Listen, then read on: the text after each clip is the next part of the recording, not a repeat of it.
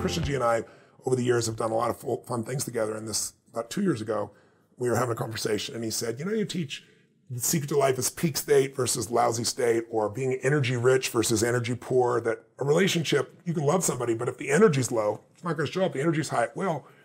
He said, what if you swap those words and you swap peak state for beautiful state?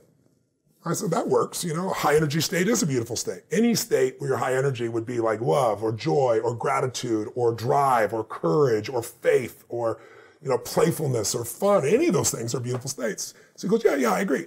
And I said, and then suffering states would be low energy states. So that would be frustration, sadness, anger, resentment, loneliness, boredom, whatever. He goes, yeah, that's exactly right. I said, I can swap those. He goes, if you swap them, there's something cool that you might see or do. I said, what's that, Christian G? And he said, well, he said, I've made a decision that I'm going to live my life where I'm going to live in a beautiful state every day, no matter what, even if it rains on my parade, even if people do things that are unjust. And he said, the reason is because in a beautiful state, just like you teach a peak state, everything flows. And I said, well, that's pretty much what I've been teaching. He goes, yes, but if you think of the lousy states as suffering states, he said, then you can end suffering just by ending the state. But I realized I didn't relate to suffering. Like if you had told me 2 years ago, Tony, do you suffer? I'd say, are you kidding me? I got the greatest life. I have the most incredible wife and 4 kids, and I got 31 companies, and I'm financially free, and I have a mission I love, and I'm in good health.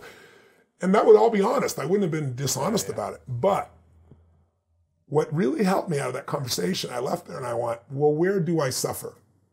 And I realized frustration is suffering, and I get frustrated. Yeah. You know, I get concerned. I get pissed off. I get, you know, worried sometimes. I get these feelings. And so what I decided to do was, you know, just really create a 90-second rule for myself where I would end suffering as it arises. Because anybody tells you you're going to end suffering is full of crap. The reason is your brain is a 2 million-year-old brain, and it's not designed to make you happy. It's designed to make you survive. But there's no saber-toothed tiger for you to react to anymore. So now we worry about what are people thinking of us? Do I have enough money? Over the last 2 years, what I've done is play this little 90-second rule. And if I feel tension in me, I go, okay, that's suffering. Where does it come from? What am I stressed about? What am I concerned about? And what I immediately do is I realize the stressful thought. Since I've seen Christian G, I kind of traded one thing. What I really do now is I dig in and I notice that the only time you have stress or suffer is when you believe a stressful thought.